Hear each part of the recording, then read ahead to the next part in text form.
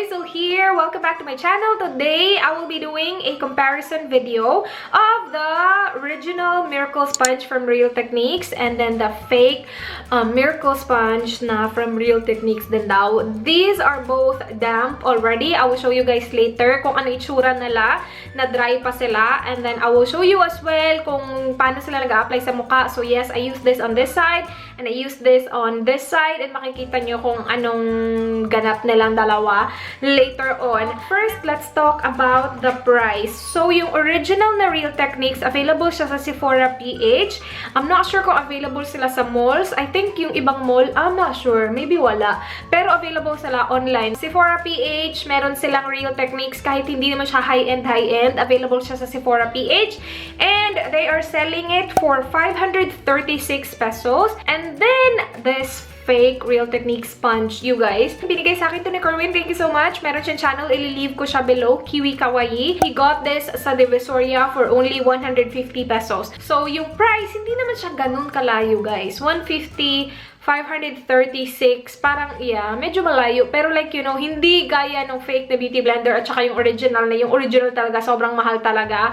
Tapos yung fake is 150. You know what I mean? Before I proceed, gusto ko palang ipakita to sa inyo kasi hindi ko siya na-mention kanina when I was comparing the two. Yung original na Real Techniques, mas malaki yung dito niya compared sa fake. And as you guys can see, mas precise din yung cut ng ng fake one. I'm not sure if you can see, pero alam nyo, mas malaki siya dito compared sa dito, maliit lang yung cut niya. And also, mas maganda yung dito niya, mas smooth yung pag-cut niya sa dito na part na to.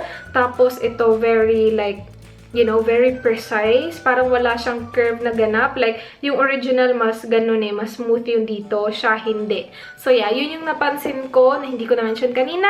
And now, ipapakita ko na sa inyo yung clip na ginamit ko sa pag-apply ng foundation ko. Hello, bare face. I will go ahead and start. So, this is the fake one. This is the legit original one. I obviously do not have the packaging because I have been using this. I love this, you guys. And I have been wanting to do this video because I wanted to know if this one is as good as the original one, you know? So, yeah. Pareho na silang dry right now. This one feels way softer than this. For some reason, this one looks bigger as well. And mas dense siya compared sa dito. Like, ito ha, dry na to.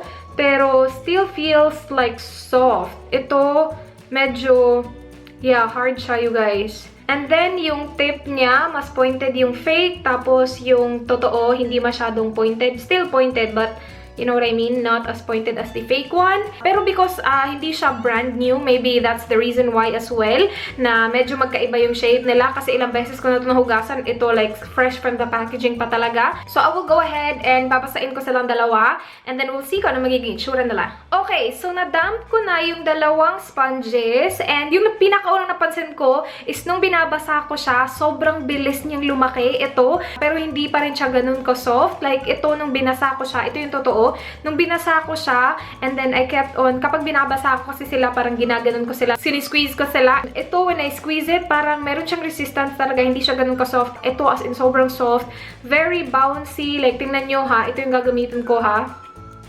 Yan ha, very soft. Ito kung gagamitin ko yung aking ring finger, ano siya, mahirap talaga siya guys. Hindi siya kasing soft nung isa. Like, see? Ang bilis. Ito, I will go ahead and apply my foundation and see kung anong magiging resulta nila application-wise. And then, foundation today, I will use the Milani Conceal Plus Perfect Foundation. So, apply lang ako ng primer. Maglalagay lang ako ng foundation dito. Gustong-gusto ko itong foundation na to, you guys. So, on this side of my face, I will be using the original Real Techniques na sponge. So, yung ginagamit ko is yung side na to sa likod or this side right here sa harap. And I just damp it on my face like so.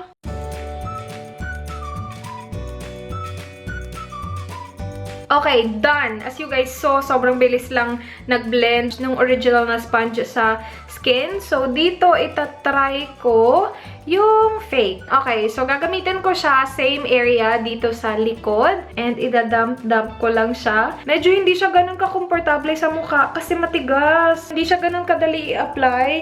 Kasi matigas siya sa mukha. Parang di naman masakit sa mukha. Pero yung sponge kasi dapat i-dab lang, diba? Hindi like i-ganon. Dapat i-dab-dab lang. Tapos, kasi matigas siya, hindi siya ganon ka-satisfying. Hindi siya ganon kaganda sa feeling. Parang binubugbog ko yung mukha. Over din. Pero yeah, parang ganun. Pero na-blend naman yan ng maayos. If you do not mind na matigas yung sponge, okay naman siya, nag-blend naman siya. Maganda naman yung itsura niya sa mukha. Actually, parehong-pareho nga lang yung finish nilang dalawa, as you guys can see. So, blending, okay lang. Yung feeling lang sa mukha, kapag biniblend mo yung foundation, mas prefer ko pa rin yung original. I feel like kapag meron kang super sensitive na skin na madali kang masaktan, like madaling masaktan yung mukha mo, hindi mo ito magugustuhan kasi again, matigas. So, yeah. I will go ahead and apply concealer. I like this flat part right here to apply my concealer with. Medyo scary siya kasi nga matigas siya. And under the eyes, very sensitive ng part na yon. So, we'll see. Okay, so magsisimula ako sa original ulit. And, i-blend ko lang yung concealer. Sobrang ganda niya sa feeling, guys. Kasi nga, sobrang soft ng tapos, very bouncy niya. Yung fake, feeling ko talaga hindi ko magugustuhan dito sa part na to. Sobrang bilis lang niya i-blend. See? I like. Now, iti-try natin ito. So, blend ko na siya. Alam ko na talaga na hindi ko siya masyadong magugustuhan. Parang nakakatakot siya i-apply kasi matigas. Tapos, yung niya kasi, wait. Mamaya ko na-explain.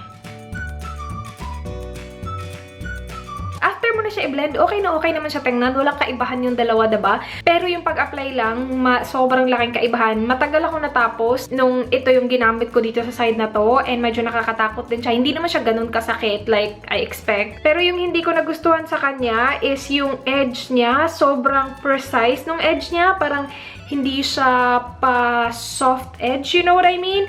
This one kasi, very soft lang niya. Wala siyang harsh na edge, as you guys can see. This one, napaka-harsh ng edge niya. Parang feeling ko matutusok niya yung mata ko. Kung wala kayong pakialam na matigas yung sponge nyo, I suggest you guys give this a try. Kasi nakaka-blend naman siya ng maayos. Pareho lang yung resulta nila tingnan. Pero, kung gusto nyo na very soft na sponge and yung bouncy, tapos sobrang bilis lang i-apply, I still prefer the original. Tatapusin ko lang yung makeup ko and then I will share my final thoughts. Final thoughts on this.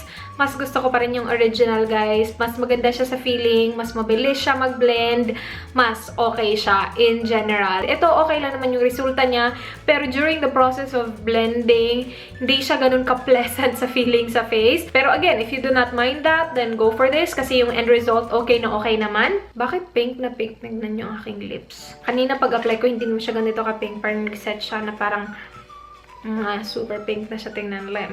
That looks better! So yeah, yun yung comparison ko sa dalawa. I hope you guys found this video helpful. Please like this video if you enjoyed. Please let me know kung ano yung gusto nyong makita na real versus fake na product sa susunod. And I hope you guys enjoyed this video. Please subscribe if you haven't already. I hope to see you guys at my next one. Do not forget, be good. Bye!